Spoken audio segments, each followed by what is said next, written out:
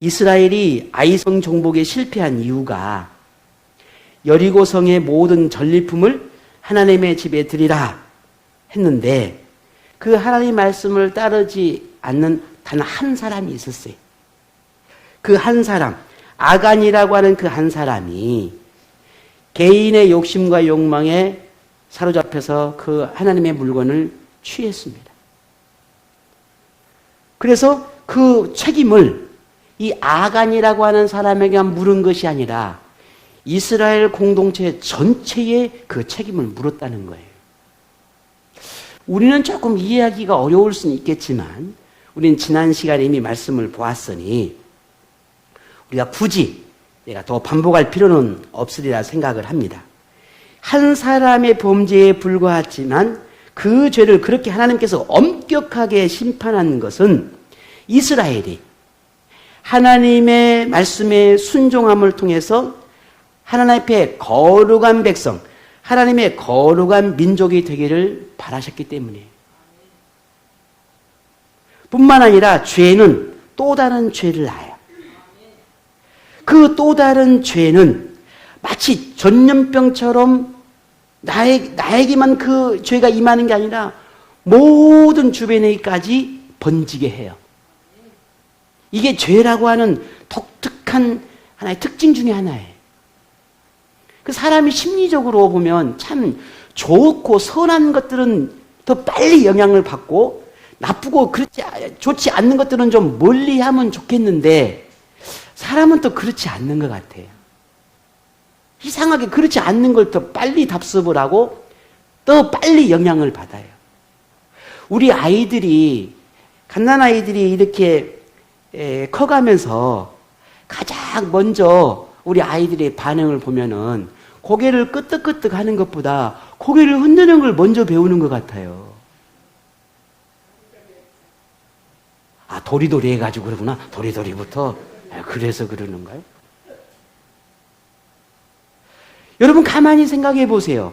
우리 아이들이 아무것도 모르는 정말 백지 같은 우리 아이임에도 불구하고 항상 엄마 말을 아빠 할 때 네, 좋아요 한 것보다 싫어, 안 해, 싫어. 그러니까 먼저 배우는 것 같아요. 그 이상하지요? 우리의 이 인간의 마음의 이 속성 안에는 좋은 것, 선한 것, 아름다운 것, 귀하고 가치 있는 것들을 따르기보다는 그렇지 않는 걸 먼저 답습하는 그 참 알 수 없는, 이해할 수 없는 그 습성들이 인간이 가지고 있다는 거예요. 하나님은 그걸 알고 있어요. 비록 아간이라고 하는 이 한 사람이 죄를 범했긴 했지만 결국 이 한 사람의 범죄가 그 또 다른 죄를 낳게 될 것이고 결국 그 또 다른 죄는 이스라엘이라고 하는 이 공동 정체를 결국은 멸망하게 할 수 있는 그런 죄의 출발이 될 수 있다는 것을 알기 때문이었어요. 그래서 하나님은 안타깝지만 이 아간이라고 하는 이 한 사람의 범죄를 그냥 넘기지 않으시고 엄격하게 그 죄에 대해서 심판하고 그 책임을 물었던 것을 우리는 보게 됩니다. 하나님은 그렇게 이스라엘의 모든 죄의 근간들을 다 이제 제거하고 이스라엘 백성들이 다시 이제 본래의 자리로 돌아오게 됩니다. 그래서 그때 두 번째 아이성을 공략하도록 그렇게 말씀을 하시지요. 오늘 1절에 보게 되면 이렇게 말씀을 합니다. 여호와께서 여호수아에게 이르시되, 같이 읽어볼까요? 두려워하지 말라, 놀라지 말라. 군사를 다 거느리고 일어나 아이로 올라가라. 보라, 내가 아이 왕과 그의 백성과 그의 성읍과 그의 땅을 다 내 손에 넘겨주었으니. 아멘. 하나님이 이렇게 말씀하신 데는 분명한 이유가 있죠. 야, 올라가서 아이성 이번 올라가. 가면 너 이길 수 있어. 라고 끝내지 않고 중간에 한 가지 더 첨가했어요. 뭘 첨가했죠? 두려워하지 말아라. 놀라지 말아라. 내가 내게 아이성으로 가서 아이성을 점령해라라고 하는 이 말에 놀라지 말아라. 두려워하지 말아라. 라는 말을 여기에 더 덧붙였습니다. 이미 첫 번째 아이성을 공략을 했을 때 실패해버렸습니다. 근데 그 실패한 이유가 이스라엘 백성 중에 범죄자가 나왔기 때문이었어요. 그 다음 사람이라면 생각에 만약에 이번에 또 누군가가 하나님 말씀 안 듣고 또 범죄한 사람이 나온다면 어떻게 되지? 만약에 이번에 또 아이성을 공략을 했는데 실패하면 어떻게 되지? 라는 그런 염려와 두려움이 있을 수 있다는 거예요. 그래서 하나님은 그런 염려, 그런 걱정, 그런 두려움 이제 하지 마라. 그리고 이번에는 너희들이 반드시 성공할 것이다 라고 하는 그 확신을 심어주고 있는 겁니다. 그리고 지난 여리고성 공략과는 달리 이제 이 아이성 전투에서는 또 하나의 하나님께서 특별한 말씀을 하십니다. 그 말씀이 이어서 2절에 나와요. 어떤 말씀을 하는지 한번 볼까요? 2절 같이 봅니다.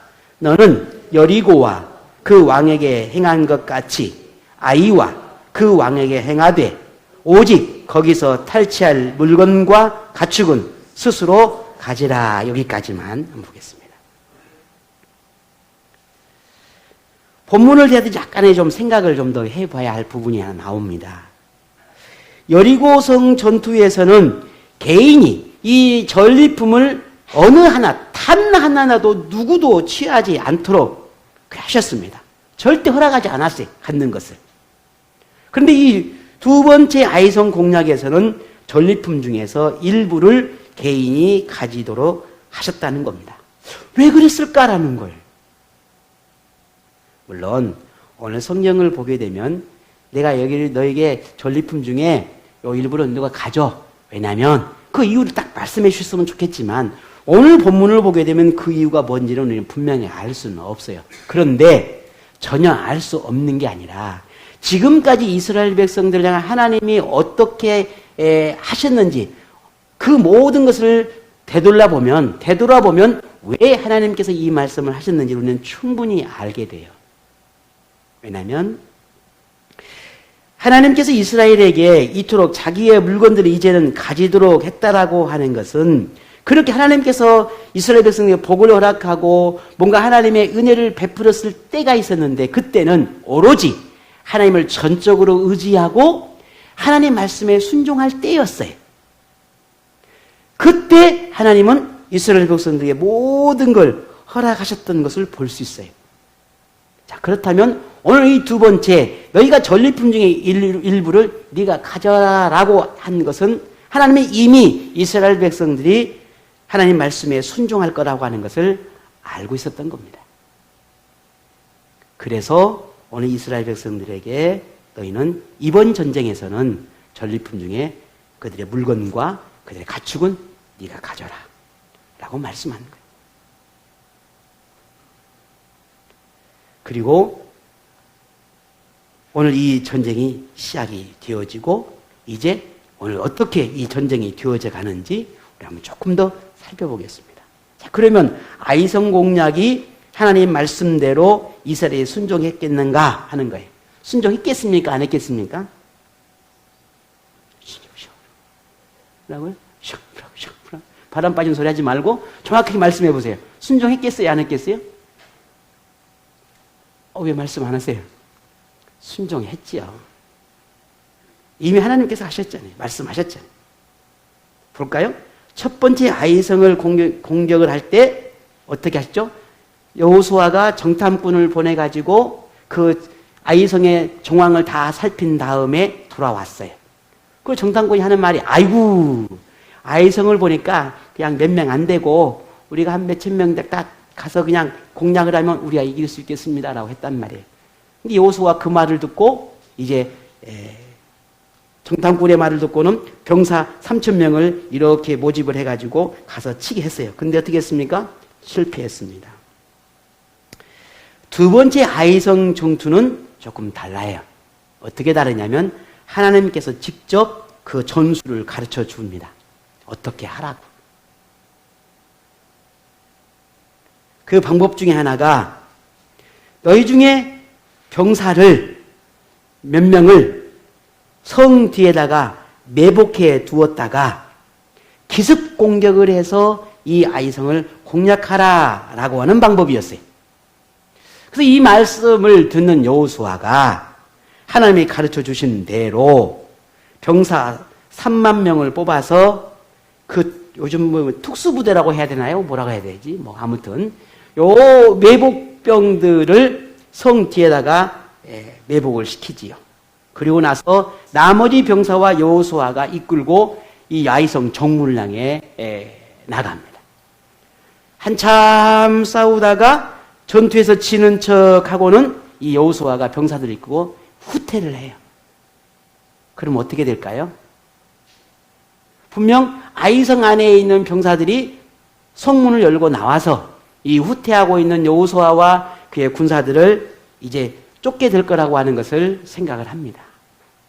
만약에 이렇게 되어지면 매복해 있는 3만 명의 병사가 성 안으로 들어가서 이 아이성을 공략해서 우리가 점령하는 방법을 택하겠다, 그렇게 하겠다라고 하는 이 전략을 짜게 됩니다. 그리고 전쟁을 시작합니다. 그런데 그 모든 상황이 여호수아가 전략했던 그 모든 것대로 다 진행이 되는 겁니다. 자, 그러면 이 전쟁에서 이겼을까요? 졌을까요? 이겼죠. 두 번째 아이성 공략은 그야말로 대성공을 이루게 됩니다. 그리고 하나님께서 말씀하신 대로 일부는 전리품 중에 일부는 다 자신들이 갖게 돼요. 그 내용을 27절에 이렇게 기록해놨어요. 한번 같이 한번 볼까요? 오직 그 성읍의 가축과 노략한 것은 여호와께서 여호수아에게 명령하신 대로 이스라엘이 탈취하였더라 했습니다. 그렇게 두 번째 아이성 공략은 완벽한 성공으로 끝나고 하나님께서 말씀하신 대로 이제 이스라엘 백성들은 전리품을 다 가질 수 있게 되었습니다. 자, 첫 번째 아이성 공략에서 범죄로 인해 가지고 어쩌면 하나님 앞에 큰 두려움이 있었는지도 모릅니다. 그거 좀 가졌다고 그렇게 하나님이 분노하셨을까 하는 그런 두려움. 또 그동안의 광야 생활과 가나안 땅을 향해서 열심히 달려왔던 40여 년의 삶이 어쩌면 아무것도 보상이 없는 것 같고 내가 그렇게 하나님 말씀 따라서 순종하는 삶을 살았는데 하나님은 정작 내게 주신 것이 아무것도 없다고 생각된다면 얼마나 그 믿음의 삶이 참 때로는 허무하기도 하고 후회스러울 수도 있지 않겠습니까? 하나님이 그걸 알고 계시는 거예요. 그들은 그렇게 이 전쟁에 큰 대승도 거두었지만 이 전리품을 다 가짐을 통해서 그 모든 마음들이 다 사라지고 위로와 용기와 힘을 얻을 수 있는 그런 기회가 오늘 이 두 번째 아이성 전투에서 얻을 수 있었다는 거예요. 오늘 이런 실패와 성공을 거듭하면서 이스라엘은 정말 너무너무 중요한 깨달음을 얻게 됩니다. 오늘 우리가 이 시간에 반드시 꼭 기억해야 할 말씀이 바로 여기에 있습니다. 실패와 성공 속에서 이들이 얻게 된 게 뭘까라는 거예요. 가나안 정복을 향한 이 이스라엘의 완전한 승리는 오직 하나님의 손에 달려있다라고 하는 것을 이들이 알게 된 겁니다. 하나님이 함께 하겠다라고 했는데 그 함께 하겠다는 그 약속이 이스라엘 백성들과 이스라엘과 함께 할 때는 성공할 수 있었지만 함께 하지 않으니 그들은 실패할 수밖에 없었다라고 하는 걸 그들이 알게 됩니다.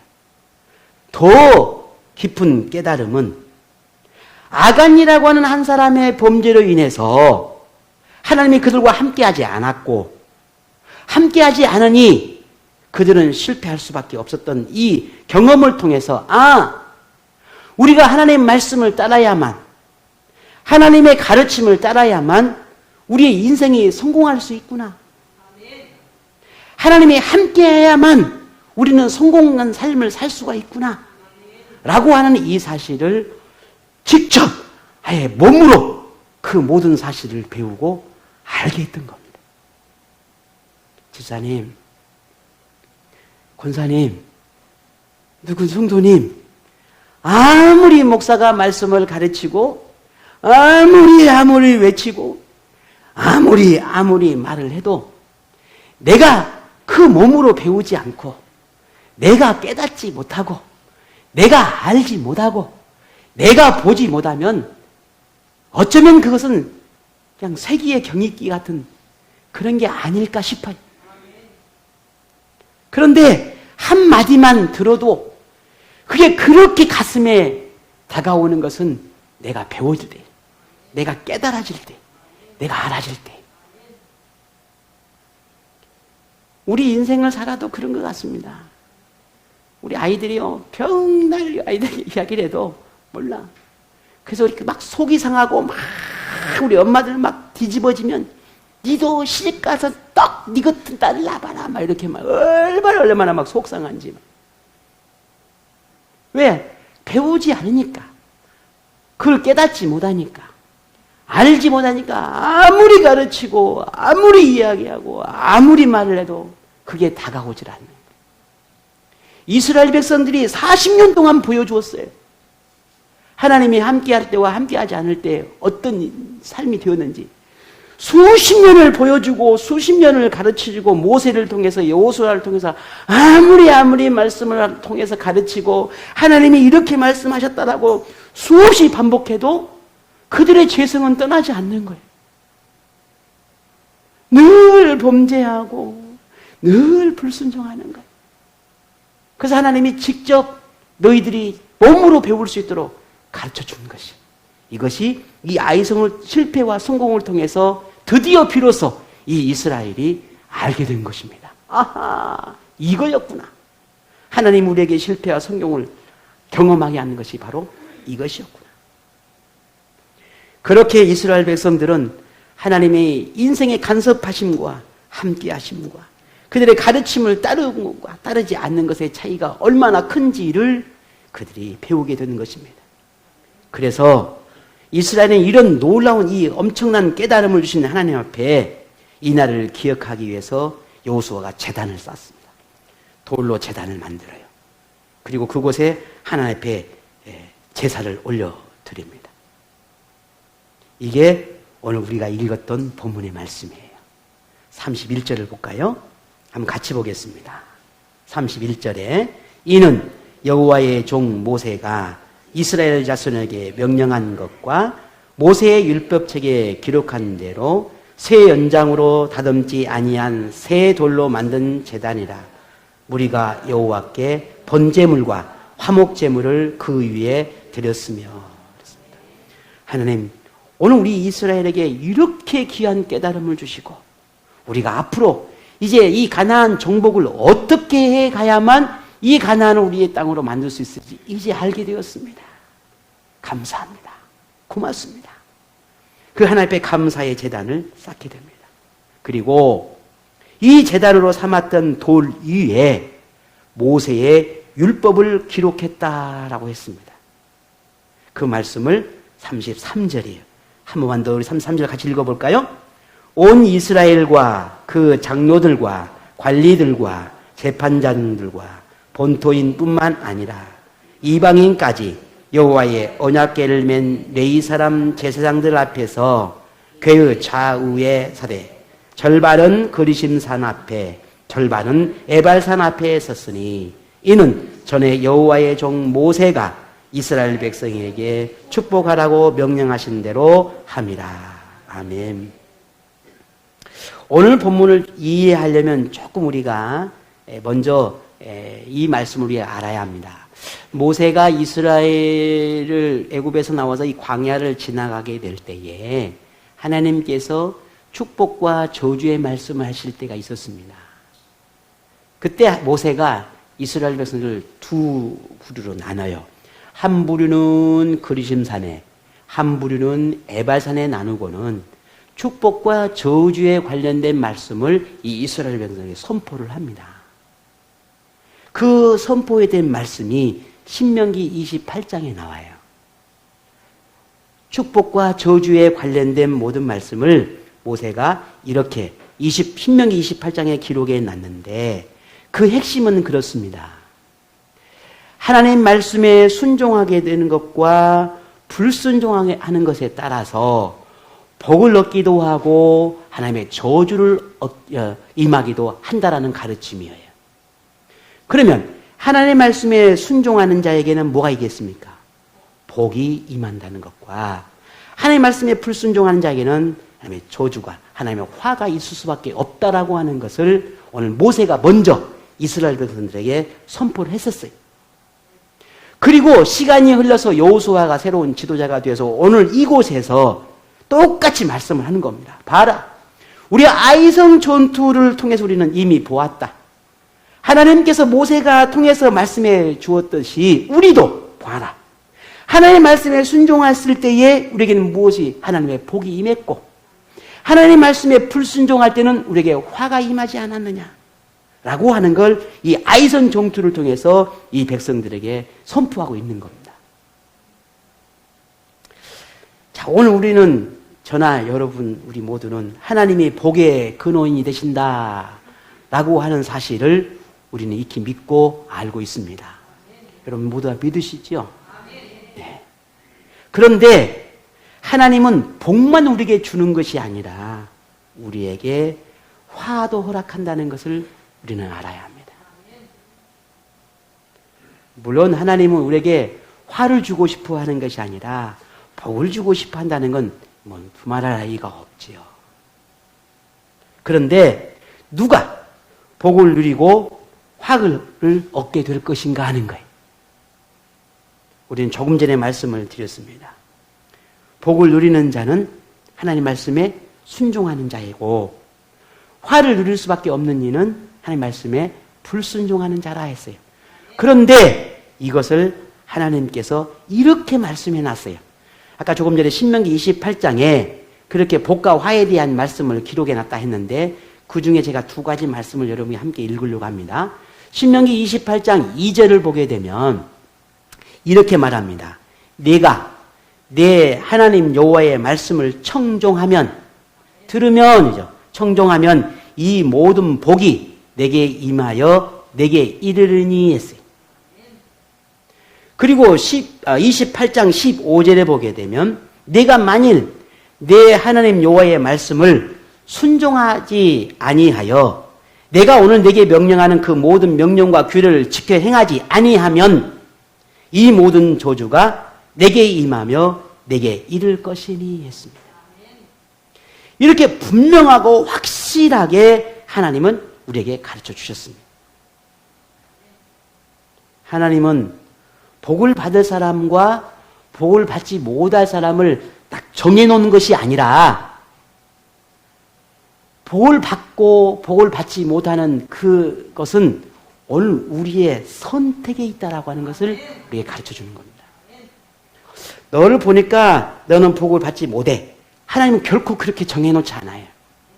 내가 어떤 선택을 해야 따라서 달라진다는 거예요.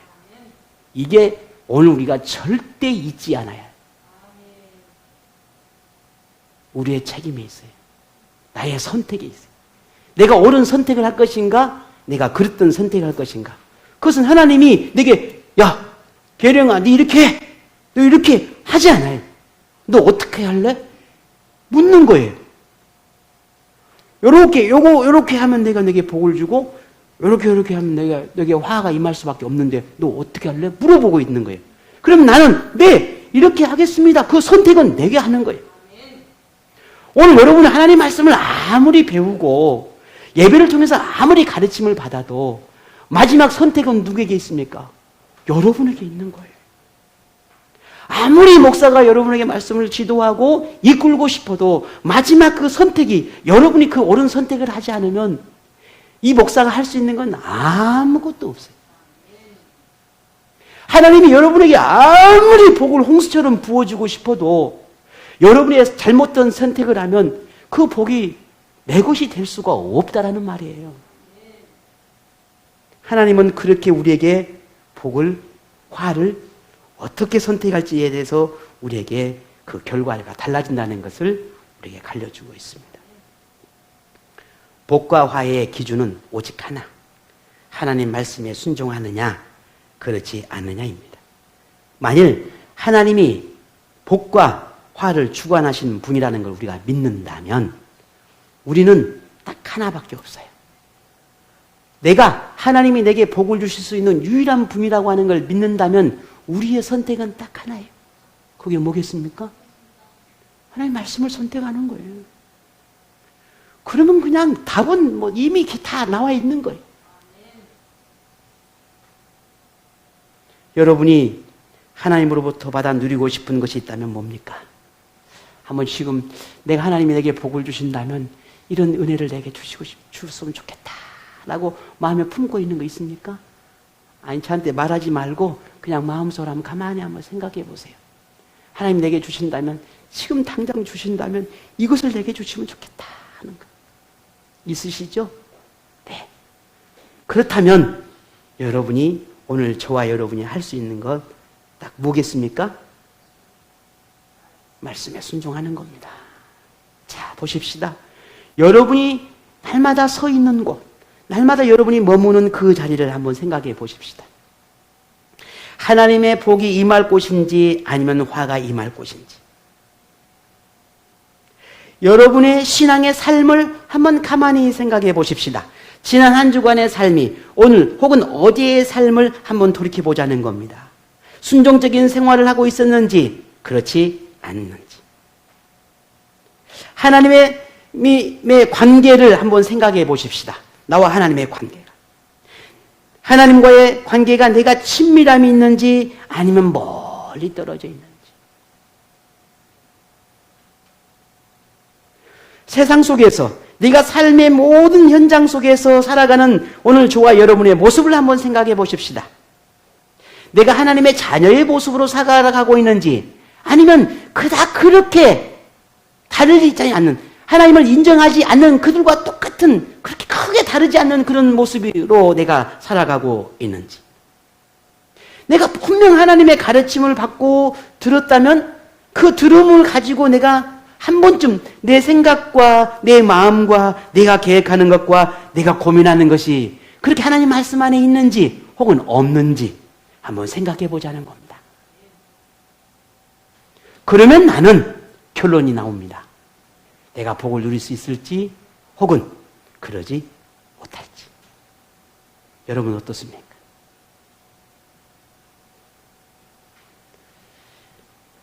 우리는 하나님과 함께하고 하나님이 나와 함께하고 내가 하나님과 함께하고 그렇게 하나님과 함께하는 삶을 살아간다면 우리는 우리의 삶은 하나님 주신 은혜와 복으로 누리며 살아가게 될 것입니다. 이 놀라운 진리를 여러분 믿으신가요? 만일 하나님의 말씀하심 때문에 고민하고 말씀에 순종하는 생활을 하려고 노력하고 하나님의 뜻이 무엇인지를 알고 싶어 기도하고 하나님의 복을 누리고 싶어서 하나님 말씀의 교훈을 따라 살려고 하는 그런 모습이 있다면 그 사람에게는 하나님의 복이 임합니다. 하나님은 우리에게 완벽함이나 완전한 그런 완성된 그런 사람을 그런 모습을 우리에게 보고 싶어 하는 것이 아니라 하나님 말씀에 순종하려고 하는 그 믿음의 태도를 보고 싶어 하는 것입니다. 얼마나 하나님을 향해서 나가고 있는지 그 말씀을 붙들고 살아가고 싶어 하는 그 마음의 간절함이 얼마나 있는지. 우리가 세상을 살아가다 보면 종종 말씀대로 살고 싶고 또 하나님이 기뻐하는 생활을 위해서 노력하고 때로는 하나님의 은혜를 알기 때문에 내가 헌신과 봉사로 신앙생활을 하는데 참 안타깝게도 복을 누리고 싶은 그런 마음은 간절한데 그러지 못한다고 생각될 때가 우리가 있습니다. 그러면 또 이런 생각이 들지요. 내가 도대체 얼마나 말씀에 순종을 삶을 살아야 내가 얼만큼이나 그 하나님의 충성된 삶을 살아야 내가 얼마만큼이나 믿음의 삶을 살아야 하나님이 복을 주신다는 걸까? 그런 의문과 생각이 찾아올 때가 있단 말이에요. 그럴 때 여러분 어떤 생각이 들어집니까? 만약 이런 고민과 이런 생각과 이런 의문이 찾아온다면 그 순간 우리가 절대 놓치지 않아야 할 것이 있습니다. 그것은 지금 나의 안에 있는 이것이 그 하나님이 구하는 이것이 내 인간적인 욕구를 채우기 위한 것인지 그렇지 않는 것인지, 혹은 이 의문과 의심과 이 고민 때문에 지나치게 하나님과 멀어져 나에게 내 인생의 삶의 욕구에 치우쳐서 살아가지 않도록 조심해야 한다는 겁니다. 그렇게 내가 너무 나에게 이끌려서 자꾸만 나만을 생각하고 살아가다 보면 점점 우리는 하나님이 원하시는 복과 멀어질 수밖에 없습니다. 우리의 생각에는 행복해지고 싶고 만족의 삶을 살아내고 싶고 또 건강하고 참 즐거움의 믿음의 그런 삶을 살아가고 싶습니다. 그러면서도 어쩔 때는 결과적으로 보게 되면 그런 간절한 마음과는 달리 그렇지 않는 경우가 있지요. 때로는 하나님이 주신 복이 내게 이미 있어서 그 복이 내게 너무 귀한 것을 알고 깨달았으면 좋겠는데 내 손에 들려져 있는 것이 복인 것 같고 즐거운 것 같고, 그런데 어찌된 일인지 시간이 지나고 또 지나면서 오히려 그 복으로 생각했던 것들이 내게 가시처럼 여겨질 때가 있다는 말입니다. 내가 얻고 내가 누릴 때는 너무너무 행복해서 좋았는데 시간이 지났는데 그것이 하나님과 더 가까워지는 것이 아니라 오히려 하나님과 멀어지게 되는 경우도 있더라는 겁니다.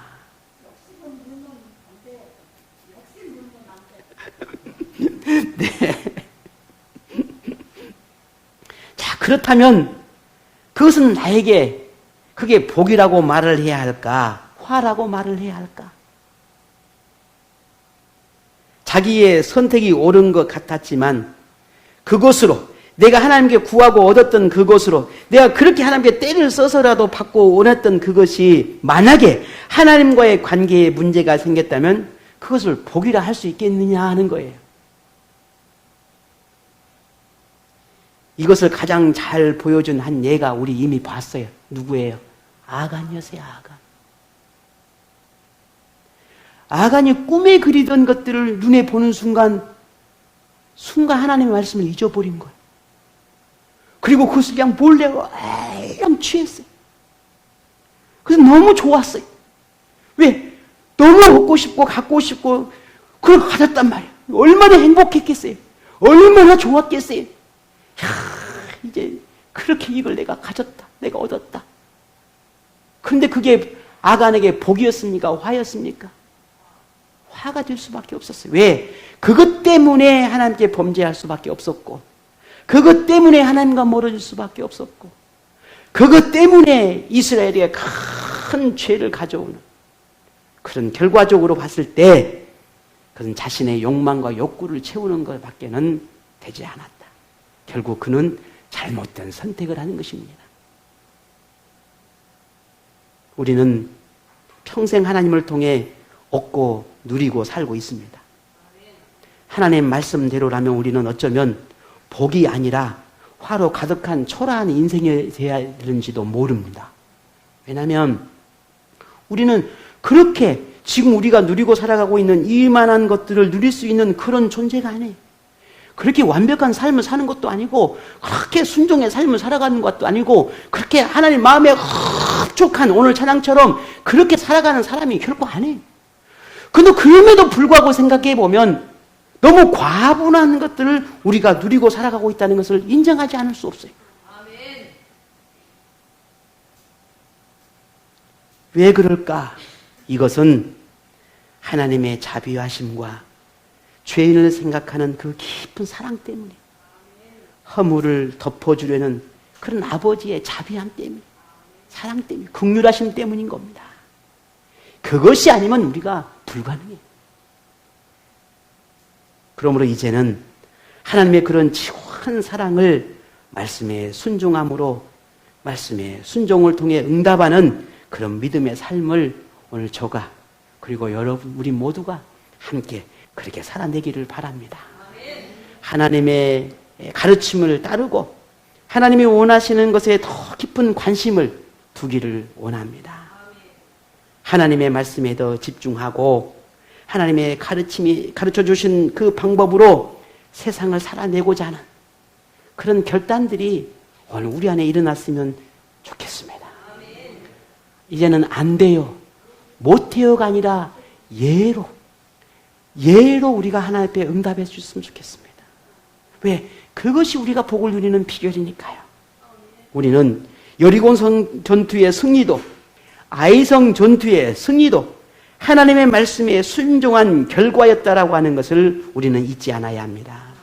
이스라엘이 전투에서 승리하고 하나님에게 복을 받기 위해서 그들이 어떤 특별한 행위를 했던 것이 아니에요.